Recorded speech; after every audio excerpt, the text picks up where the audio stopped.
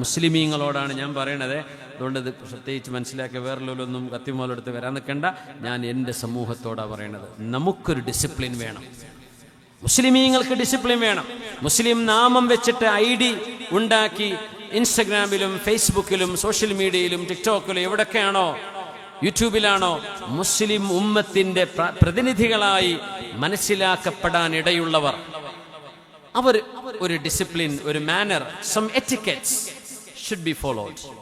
നിർബന്ധമാണ് ഈ ഉമ്മത്തിന് വിചാരിച്ച്. നമ്മളൊരു സംസ്കാരത്തിന്റെ ആളുകളാണ്. നമുക്ക് തോന്നിയത് പെൺകുട്ടികൾ നല്ല ഹിജാബ് കിട്ടുന്നുണ്ടാവും, തല മറച്ചിട്ടുണ്ട്, ഒരു യൂട്യൂബറാണ്, എന്നിട്ട് ബോഡി മൊത്തം എക്സ്പോസ്ഡ് ആണ്. വാക്കുകൾ അസഭ്യമായത് പറയാ, വ്യഭിചാരത്തെ സൂചിപ്പിക്കുന്ന ടാബൂസ്. എന്ത് സംസ്കാരമാണ് പടച്ചവനെ! എന്ത് ഹിജാബികളാണ് ഈ കുട്ടികൾ! അവർ കാണിച്ചു കൂട്ടുന്ന ചില ഡാൻസുകൾ, ചില പെർഫോമൻസ് ദീനിനോ അവർ കൊണ്ടു നടക്കുന്ന സംസ്കാരത്തിനോ വേഷവിധാനത്തിനോ പോലും യോജിക്കുന്നതാണോ എന്ന് പൊന്നുമക്കളെ ഒന്ന് ആലോചിച്ച് ചെയ്യണേ. ദയവ് ചെയ്ത് പുണ്യ നബിയുടെ ഉമ്മത്തികളായി നാളെ ഹബീബിനോട് ഷഫാഅത്ത് ഇരന്നു വാങ്ങേണ്ടവരാണ് നമ്മൾ.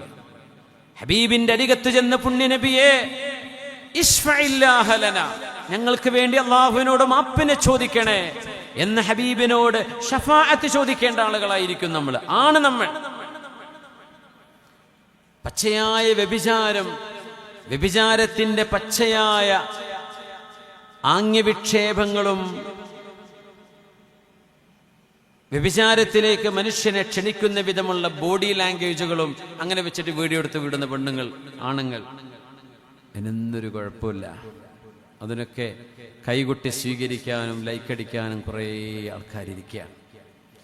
നമ്മൾ പൊതുസമൂഹത്തോടല്ലോ ഞാൻ പറയുന്നത്, ഞാൻ മുസ്ലിമീങ്ങളോടാണ് പറയുന്നത്. നമുക്കിത് പറ്റില്ല. നമുക്കിവിടെ ചില നിയന്ത്രണങ്ങൾ വേണം. എല്ലാം വിളിച്ചു പറയാൻ പറ്റില്ല. നിങ്ങളൊരു മുസ്ലിം പേര് നിങ്ങളിലുണ്ടോ? ഒരു സംസ്കാരം പുണ്യനിബിതങ്ങൾ പഠിപ്പിച്ചു തന്നത് ചേർത്ത് വെക്കേണ്ടതുണ്ട് കൂടെ. അങ്ങനെ ആളുകൾക്ക്, നാട്ടുകാർക്ക് മുഴുവനും തോന്നിവാസം വെച്ച് മറുപടി പറയാൻ നിന്നാൽ നമ്മുടെ അമലുകൾ വല്ലതും ബാക്കിയുണ്ടാവോ?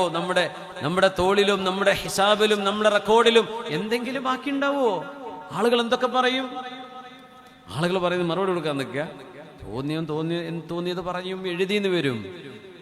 കണ്ടില്ല കേട്ടില്ല എന്ന് വിചാരിക്കാൻ കഴിയുന്ന വിധം അതിലിടപെടാൻ കഴിയുന്നവർ മാത്രമേ ആ മേഖല കൈകാര്യം ചെയ്താൽ മതി. അല്ലാതെ ഓരോരുത്തരും പറയുന്നതിന് ഇങ്ങനെ മറുപടി കൊടുക്കുക, അതും പച്ചയായ അസഭ്യം വിളിച്ചു പറയാ.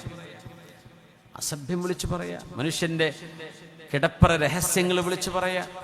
ഭാര്യ ഭർത്തൃ ബന്ധത്തെക്കുറിച്ചുള്ള സംസാരങ്ങൾ വരുന്നത്, അതിന്റെ പ്രൊഡക്റ്റുകളെ പരിചയപ്പെടുത്തുന്നത്, മനുഷ്യനിൽ നിന്ന് തിന്മകൾ ഉദ്ദീഭവിക്കുന്ന വിധമുള്ള ചിന്തകളെ പൊതുസമൂഹത്തിന് വിളമ്പിക്കൊടുക്കുന്നത്, ഇതൊക്കെ മുസ്ലിമീങ്ങളായ ആളുകൾ ചെയ്യുമ്പോൾ വലിയ സങ്കടം തോന്നുന്നുണ്ട്. നമ്മളത് ചെയ്യാൻ